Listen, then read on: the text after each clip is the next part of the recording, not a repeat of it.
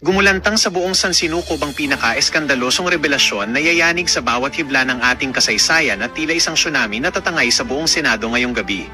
Sa isang hindi inaasahang kaganapan na tila kidlat na tumama sa gitna ng katahimikan, bumasag na ng katahimikan si Senadora Pia Cayetano at inilantad ang di umano'y pinakamadilim na sikreto at tunay na pakay ni dating Senate President Tito Soto na pilit na ibinaon sa limot. Ayon sa ating mga espiyang nakatago sa bawat madilim na kanto, huling-huli sa kamera ang panginginig ng mga mambabatas habang lumalabas ang mga dokumentong selyado ng bakal na nag-uugnay sa mga lihim na pagkilos na magpapabagsak sa anumang reputasyong matagal ng iningatan ng ginto at kapangyarihan sa ilalim ng madilim na gabi.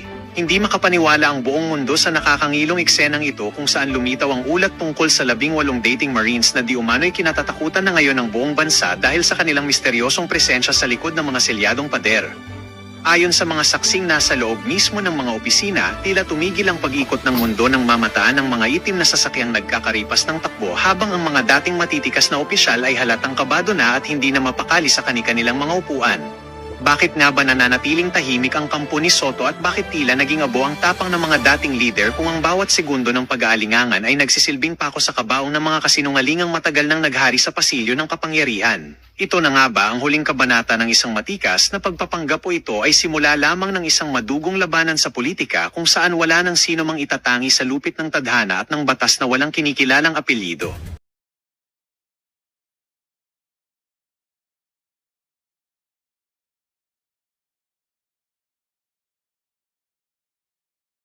The biggest graft and corruption scandal to hit the country in our history. No? If you look at the amounts, it's staggering. But may I make this manifestation just to encourage all of us that there are simple ways also of finding some solutions to the problem. Meron na po ba tayong schedule? Sana mo po, kahit weekly lang, Mr. President, tapusin na po natin ito. I believe that the Committee on Rules should tackle that particular question because today I found out that those members, those so-called ex-military soldiers that you are mentioning and the people behind it, some members of Congress filed a case of cyber libel on them. And therefore, I think the Committee on Rules should check first whether we can call a hearing on that particular issue. Yung kung tawagin ho nila yan sub judice. Sub judice, ganon. Palakpakan natin talagang trabaho, double time. Double time sa pag-delay, double time sa mga dahilan para ika nga hindi sila maipatawag dyan. Palakpakan ho natin. Part 2 ho tayo mga kababayan dito sa video na to. Sumali na ho si Senator Alan Peter Cayetano, anak ng Toka Ping Lacson. Yari ka sa mga kababayan nating OFW, especially yung mga nasa Hong Kong. Binasa ko yung mga comment nila, galit na galit sila sa'yo. Simple lang naman kasi gusto mangyari na sambay ng Pilipino, Ping. Simple lang, mag-imbestiga ka. Walang maraming cheche bureche, walang maraming excuse. Ang dami mong kesyo ganito, kesyo imposible to, imposible yan. Dapat marunong silang mag-compute o kung ano pa man.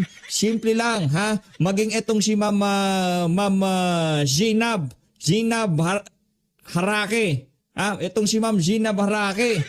Pati siya ay nananawagan na huwag tigilan yung issue ng flood control kasi nakita ho niya kung anong klaseng perwisyo ang inihatid ng mga kaibigan nitong si Ping Lacson. Pero bago yan, sa like at sa subscribe. Masaya na ho tayo dyan at sa mga gusto sumali sa ating community, yung join button nandyan lang ho sa baba. Ayun na nga, dito sa video na to bago ho tayo magtungo dito kay Senator Alan Peter Cayetano. Part 2 ho tayo mga kababayan. Ito ho yung nangyaring bakbakan dyan sa Senado kanina. Sa pagitan ng mga gustong mag-imbestiga at gustong matunton ang katotohanan at mga mastermind dito sa issue ng mga manumalyang flood control versus dito sa pilit na pinagtatakpan. Yan. Diretsahin na ho natin, huwag na tayo maglokohan dito. Si Soto at itong si Ping Lacson, pilit ho nilang pinagtatakpan.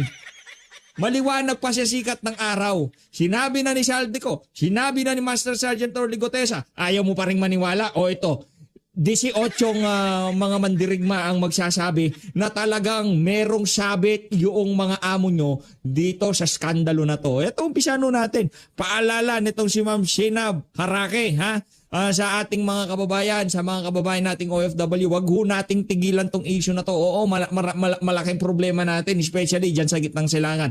Dahil talagang sobrang naaapektuhan ng ating bansa, ang ating ekonomiya, kaugnay dito sa nangyayaring kaguluhan na to. Pero hindi ho natin pwedeng tigilan talaga itong issue ng mga maanumalyang flood control. Akala nila, porket meron ng issue dyan sa gitnang silangan, akala nila dahil nasa Amerika ngayon si Marcos Jr., kumakain ng kabyar at nagpapahinga, nagre-relax, nakasakay sa private jet, kakalimutan na natin itong issue na to. Pwes, nagkakamali ho sila mga kababayan. Ito na ho, itong si Ma'am Sheena Harake. Ito yung mga ito yung mga influencer na talagang kailangan nating ibinabahagi ang kanilang mga punto de vista ngayong mga panahon na to. Hindi ho puro online sugal ang pinopromote, di ba?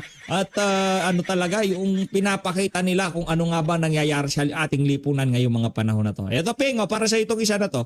Huwag niyong patahimikin ng issue sa flood control ha. Tignan niyo kung gaano kadaming mga Pilipino ang apektado dahil sa mga baha. Wala na rin.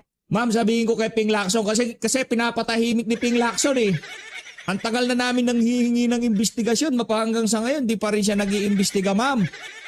Ma'am, itag natin si Ping Lacson dyan sa sinabi mo na yan, ha? Kasi kung tatanungin yung mga kababayan nating OFW sa baba, especially yung mga nasa Hong Kong, yung mga nasa Middle East, gusto nilang magkaroon ng tuloy-tuloy na investigasyon dyan in aid of legislation para hindi na maulit itong kalokohan na nangyari na to. Kaso itong si Ping Lacson parang gusto niyang patahimikin eh.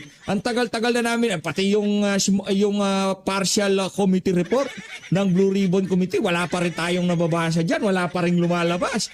Anong ibig sabihin yan? Talagang itong si Ping Lacson, pinipihik niya itong issue na to na makalimutan na lang, maisantabi, matabunan at makalimutan ng ating mga kababayan. Palakpakan natin. Itong walang yang si Ping Lacson. Akala niya uubre mga ganyang klaseng galawan. Hindi po pwede yan. Especially sa mga kababayan nating OFW. Alam niyo ho kasi mga kababayan, kaya yung mga OFW,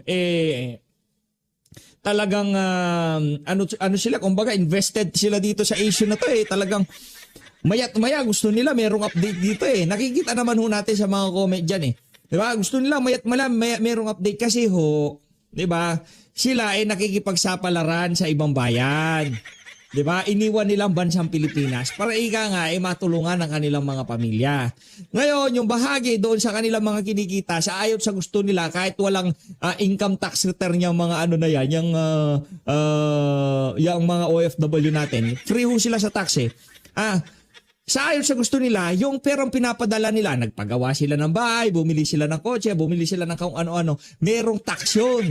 Napakalaking bagay ho nun mga kababayan. Nagkakaroon ng purchasing power yung kanilang mga kamag-anak na naiwan sa Pilipinas. At yung tax na yon, nanggagaling sa kanilang mga kinikita, ninanakaw ng mga kaibigan nitong si Ping Lacson. Di ba? Ninanakaw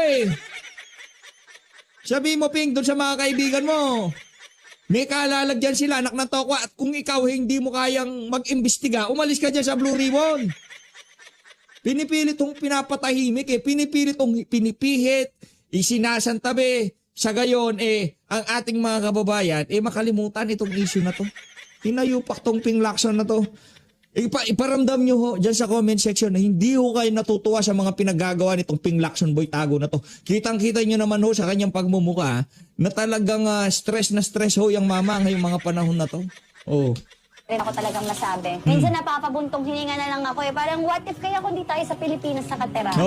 Yun ang nga ba sinasabi ko, ma'am, kayo ma'am, kaya nyo ho Ilan ho pa pasaporte nyo? Kami ho kasi dito sa PH Update, karamihan ng mga kasamahan namin dito puro ho kami, iisa lang ho mga pasaporte namin. Wala ho kaming ibang pansang pupuntahan. Dito lang ho kami sa Pilipinas, di kagaya ng yung mga anak ng mga politiko. Ipinapanganak ho yan sa Amerika. Di ba, nagbubuntis? Nagbubuntis na. 3 buwan ng buntis. Lilipad na yan pa Amerika. Doon nila, i-ire yung kanilang mga anak para automatic may pasaporte na, di ba? Mas strategiya nila kung hindi naman, kung ngayon pa lang sila yung mayaman dahil sa pagnanakaw sa pamahalaan, ang strategiya ho nila mag-i-invest dyan sa Spain. Di ba? Kumukuha ng mga golden visa. bumibili ng mga pasaporte sa iba't ibang mga bansa. Sa gayong paraan, kung sakaling magkahindot-hindot ang Pilipinas, magkagera o kung ano pa man, mabilis pa sa alas 4, lipad ho sila. Kasama nung kanilang mga ledger, kasama nung kanilang mga ari-arian. Oh, 'di ba? Yan yung strategiya nila. Pero tayong maiiwan dito, wala naman ho silang pakialam. 'Di ba?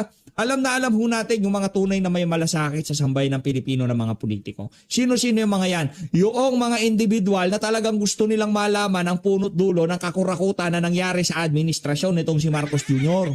Sila ho yun. Sino yung mga yan? Senator Rodante Marcoleta, top 1, number 1, palakpakan natin yung mama na yan. Siya yun eh. Siya yung minamayat-maya na talagang dapat investigasyon. Sino pa? Senator Alan Peter Cayetano, sila yan eh. Di ba? Kung ano man yung malaking issue na bumabalot sa ating bansa, sila yung mayat-maya nating nakikita at naririnig sa social media. Tama mali? Habang yung mga naturingan pa naman administration senator, sila yung pilit na pumipihit, nagpapatagal, nagdi-discredit kung ano-ano kini-question. Ba't di na mag-imbestiga para walang maraming cheche-bureche? Di ba? Siguro valid naman ho yung ating panawagan na, Hoy, Ping Lacson, wala kang marami sinasabi, mag-imbestiga ka na lang, buwisit ka. Di ba? Yung tipong, langya ka, mag-imbestiga ka. Trabaho mo mag-imbestiga. Trabaho mong magpatawag ng hearing sa Senado. Trabaho mo yan. Binigay-bigay siya yung blue ribbon. Di ba nag-resign ka na? Nag-inarte ka lang palang hinayupak ka. Gusto mo rin pala. Ganon ka walang yaya si Ping Lacson. Gusto niya rin, nag-inarte, tapos babalik pa rin pala. O, lipat na ho tayo. Ma'am, huwag ho kayong mag-alala. Para dito kay Mama Sheena. Idol ko to eh, si Ma'am Sheena. Palakpakan natin. At least, di ba, yan yung mga influencer na talagang ika nga yung kanilang pagtulong sa ating mga kababayan. Hindi fake yung tipong pagka nakapagbigay na sila ng ganito ganyan, aalis na sila sa bahay, may content na sila, hindi ganoon eh. Pagka nanawagan na wag niyong bibitawan yung issue ng flood control, nakita namin kung gaano paghihirap pag ginagawa naging dinulot ng pagnanakaw na yan ng mga kaibigan ni Ping Lacson. Silang mastermind. Silang tinuturo ng mga nitong si Zaldico. Tinuturo niya si Martin Romualdez Marcos Jr. Nag-deliver sa Forbes Park. Oh, Jojo Cadiz. Kaibigan lahat ni Ping Lacson yan eh. Si Marcos Jr. bilib na bilib pa nga siya dyan eh. Di ba? Yan ang mga kaibigan niya. Sila ang tinuturong mastermind. Oh, ito, masakit na ulo nitong si Mig Zubiri. Migs! Pag sabihin mo naman yung kaibigan mo dyan na mag-imbestiga na, wala, tayo dito hindi para sa kung ano pa man yung content para merong views, malakas ang views dahil merong, hindi yun eh. Ang atin dito, once and for all, matuldukan na natin itong ika nga balakid, ha? Na pumipigil sa ating bansa para dumiretso eh. Yung tipong, hanggat hindi na-resolve to, di tayo makakapag-move on eh. Ano to eh, parang magjowa na hindi nakakapag-move on. Habang hindi nagkakaroon ng maayos na closure. Di ba? Walang move on dito. Si Ma'am, Sinap, alam niya yan. Nagka-closure niya, kaya nag-move on na siya. O, eto, punta tayo sa Senado. Game. The interpellations was, Kaya I believe, kayo akala nyo we paused for a while, took a break, and now ayos. I'd like to recognize Senator Marcoleta for his closing statements, if the good gentleman from Cavite will allow. Well, if the senator on the floor, who has the floor, will allow, because when the chair suspended the session, Senator Lacson had the floor. And he was allowing questions from Senator Marcoleta. That is the parliamentary status. So what is your pleasure, Majority Leader? Maybe we can request or ask the pleasure of the gentleman from Cavite. I will allow, Mr. President, but if he hits me, I'll hit back. All right. Sige, bakbakan na, anak ng toka. Kung ano lang naman, 'di ba? Mga punto de vista talong-talo ka eh. Nakita ng mga kababayan natin, especially yung mga OFW, pinagtatawa ng kaping. Hindi sila natutuwa sa mga pinagagawa mo. Hit na. Thank you. Sentante, bakbakan na. Very clear. We allow- Senator, yes, Senator Marcoleta is recognized. Bakbakan na. Salamat po, Ginoong Pangulo. It's not a matter of hitting me back. He can hit me many, many times. Yan. Sabi ko nga po kanina, Mr. President, that's irrelevant to me. It's no longer important to me. Kahit ano pa pong paninira ang sabihin ni Senator Lacson sa akin, wala pong kaso sa akin yon. Yan. Ang taong bayan, alam na po nila kung ano ang totoo. Correct. Palakpakan natin si Senator Rodante Marcoleta. Alam ng sambayan ng Pilipino ang totoong nangyayari dito sa issue na to. Kaya Ping Lacson, wag mo kaming pinagloloko. Simple lang, mag-imbestiga ka, langya ka. Yun lang ang gusto namin mangyari, mag-imbestiga ka. Ipatawag mo yung mga 18 Marine, ipatawag mo si Adrian Bersamin, ipatawag mo yung mga matunog na pangalan dito sa issue na to. Pagsalitain mo itong si Zaldico para maghalo na talaga ang balat sa tinalupan diyan sa issue na yan. Anak ng toko, tingnan ko pa kung makakabang ka pa diyan sa bakuran ng Malacanang pag nagkataon. Sila po ang arbiter. Silang magsasabi kung totoo lahat po ang pinag-uusapan natin dito. At kung ano ang sinabi laban sa akin. Ang gusto ko lang pong linawin, Mr. President. Kung talagang pinaninindigan ni Senator Lacson yung patakaran na kanyang huling sinabi at binigyan ng emphasis kung saan ang mga ebidensya pupuntahan natin. Yan. Napakarami ko pong sinabi kahapon sa aking privilege speech. Inisa-isa ko yung dapat napuntahan natin. Para sa ganon, lahat ng inaakala nating ebidensyang magtuturo kung saan dapat at kung sino dapat ang managot, doon lang natin makikita at ang taong bayan po ay nakikinig at nagbabantay. Kung maka-hitback na unto si Ping Lacson, akala mo talagang may bitaw eh. Kung makasabi siya na pagka binanatan ako, babanat din ako. Babanat ka! Ang pinakamatindi mong banat, mag-imbestiga ka, Brad. So, gusto ko pong malaman, Sir President, kung totoo po lahat, ang kanyang paninindigan na pupuntahan natin ang lahat ng ebidensyang maaari nating makuhanan. Yan. Pwede po bang revisyuhin niya yung aking privilege speech? Nandun po lahat, inisa-isa ko. At nagtapos nga po ako doon sa 18 ex-marine officials at iba pa yatang mga official ng ating sandatahang lakas ang nandun. Lahat po ba noon na ipupuntahan natin? Open po ba siya, Mr. President, na puntahan natin? Alang-alang doon sa pagkuha natin ng katotohanan. At makukuha lang natin ang katotohanan kung haharap lahat ang mga taong binanggit ko sa aking privilege speech. Huwag tayong magbibigay ng teorya ng kahit ano. Ako po inananalig na kapag sila'y humarap, may kakayahan naman ang komite, Mr. President. Makita natin kung talagang nagsisinungaling o hindi. Meron po tayong patakaran.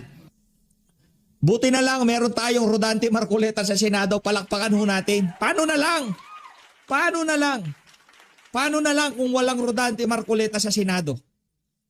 Ang hirap po, mga kababayan. Siya lang ang katangi-tanging senador na talagang nakikipagbakbakan para ma-resolve, magkabistuhan na, malaman ng matuntun natin ang katotohanan. Di ba, matumbok natin kung sino nga ba yung mga mastermind. Siya lang at siya lang ang gumugusto diyan sa na mangyari dito sa issue na to.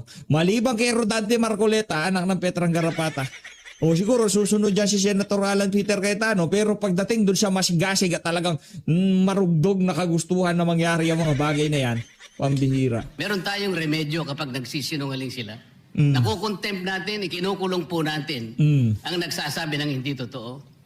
Payagan lang natin, lahat sila may karapatang magsabi, mag-contribute sa ikahanap ng katotohanan na lahat po tayo ay merong interes. Yan. Yun lang po gusto ko malaman, Mr. President, kung si Senador Lacson po ay tapat sa kanyang paninindigan, dapat sana lahat po ng aking sinabi, hindi naman po makakasama, makakatulong po sa ating lahat para makagawa tayo ng isang ulat, sapagkat ngayon kagaya po ng kanyang inamin, Yan.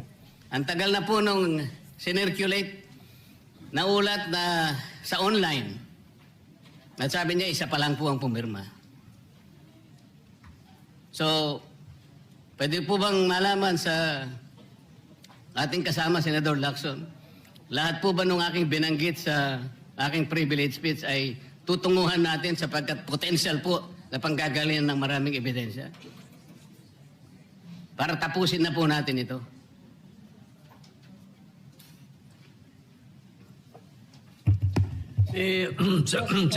Senator Lacson sat down. He no longer has the No, floor. Mr. President. Senator, the majority leader. Yes, para wala na daw gulo, na di pa lalaking gulo, binulungan ako ni Senator Lacson. Yes daw. Oo, yun. Sinasabi ko, titiklop ka rin pala, walang niya ka. Tinahaba-haba mo pa. O sa bagay, overdue na. Ang tagal na natin naghihintay. Diyan sa investigasyon na yan na matuloy diyan sa Blue Ribbon Committee. Anak ng towa, para ka rin nag-resign. Tapos linigawan ka, nag-inarte ka, ayun, babalik ka, mag-iimbestiga ka. Ganon din nangyari. Kailan ba uling investigasyon tong mokong na to na si Ping Lacson? Ang tagal na ho. Anak ng Petrang Garapata. Hindi ka ba naiasambay ng Pilipino? Ping? Hawak mo ang sa pinakamakapangyarihang komite sa kasaysayan ng Pilipinas. Blue Ribbon ho, moto proprio yan. Hindi kailangan magsalita ni Rodante Marcoleta at i-refer sa committee, i-refer sa Committee on Rules o kung saan pa man para maimbestigahan yang kung ano mang privilege yan. Hindi, moto proprio, Vicente Mano. O may issue, bukas ng umaga, investigasyon tayo. Ganon katindi ang Blue Ribbon Committee. O ano ginawa ni Pinky? O, ginawa ho niyang inutil ang komite. Oh, sabi ni sabi nitong si Boy Reymula, kunin ko tong itong witness ha. Maya-maya pagbalik ko, meron supplemental affidavit to. Eh di wow. Ito gaganito si Remulla. Ito yung papel Gaganon siya kay Alcantara. Ano 'yon? DOJ na rin ba ang ngayon, yung Blue Ribbon Committee, di ba? Naalala niyo ho ba yung mga kababayan? Nung nagkakaroon ng abutan, habang nangyayari ang investigasyon dyan sa Blue Ribbon? Kailan po kaya, Mr. President, mag-uumpisa? Yan. Ay, hindi ko na po alam yun. Kasi po, kung yes, bitin na naman po, Mr. President. Ayoko pong mabitin ng taong bayan, Mr. President. Yan. Kaya gusto ko pong malaman, kailan, anong oras, tuloy-tuloy po ba para sa ganun? Ay mapayapa naman ang kalooban ng ating mga kababayan. Yan. Mr. President, may I respond? Yes, Senator Lacson. Isa lang po ang pakiusap ko, baka pwedeng pirmahan niyo muna yung partial committee report. Seryoso po ba kayo? I'm serious, Mr. President. So we can get over it, no? Because that is a partial. Move forward. Yes, that's a Partial, and then you can move forward to the next one. That is But Sangayon ka ba doon, Senator Rodante Marcoleta, pupirma ka doon sa partial committee report na kung saan tila bagang na-absuelto yung mga mastermind? Di ko pa nabasa pero sa tingin ko ganun ang kalalabasan niya. correct, Mr. President. Paano ko po Yes, but, pipirmahan again, para sa report, Mr. President? Ang gusto ko makumpleto muna, kaya nga po ako'y nakikiusap, puntahan po natin ang mga potential areas of evidence. Kung payag naman po kayo, umuuna kayo, tinatanong ko lang ngayon, meron na po ba tayong schedule? Sana mo po, kahit weekly lang, Mr. President, tapusin na po natin ito. I believe that the Committee on Rules should tackle that particular question because today I found out that those members, those so-called ex-military soldiers that you are mentioning and the people behind it,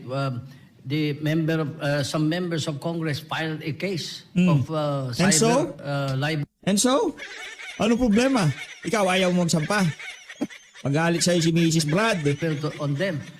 And therefore, I think the Committee on Rules should check first whether we can call a hearing on that particular issue. Wow, yung kung tawagin ho nila yan sub judice.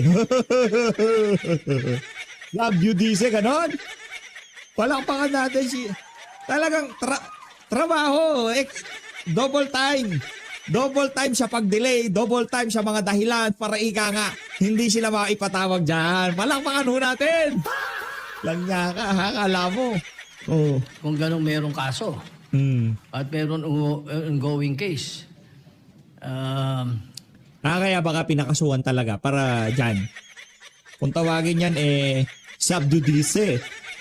Yun ang So Pangulo. I suggest that your question and the Kinakabahan na si, privilege speech si Tuta and the kinakabahan, ensuing no? debates thereafter be referred to the committee on rules. I would like to entertain a motion to Kinakabahan that effect, si Mr. Majority Tuta Leader. Soto. I don't think we can answer the question of Senator Marcoleta now because of that particular issue. Yes, dahil, Mr. President. dahil po ba, Mr. President, merong nagsampa ng demanda doon sa mga taong inakala nating makakatulong sa atin? Magiging sagwil na yon para hindi natin sila tawagin. So, ibig sabihin pwede palang i-demanda na lang at ang gustong magkukusa na pumunta rito. Tapos na tayo. Yan ang problema. Yan ang problema. Pagka abogado ka debate, nito dalawang mokong na to, dalawang tukmul na to, talagang ipagbubuhol kayo ni Senator Rodante Marcoleta. Huwag na kayong magpumilit. Kahit na mag